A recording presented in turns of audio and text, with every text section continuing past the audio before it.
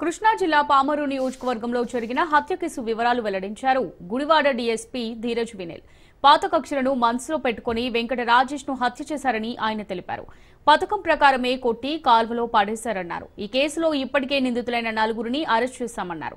హత్యకు ఉపయోగించిన ఓ కారు, కర్ర, ఇనుప రాడ్ ను సీజ్ చేశామన్నారు.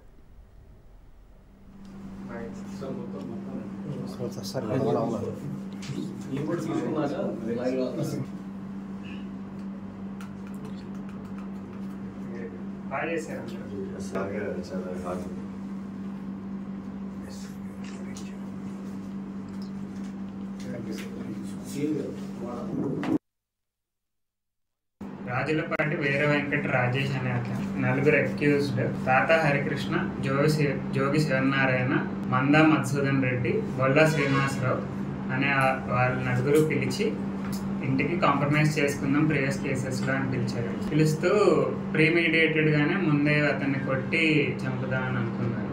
ఆ రోజు వాళ్ళ మదర్ చూశారు. నెక్స్ట్ డే మార్నింగ్ చూసేసరికి అతన్ని కాలువలో పడేసి ఉండడం జరిగింది.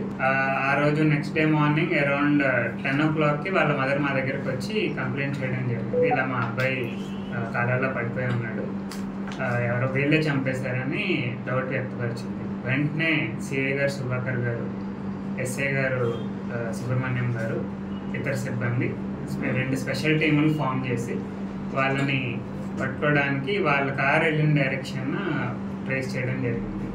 వాళ్ళు ఆ కార్ని తీసుకెళ్ళి బందర్లో పెట్టడం జరిగింది.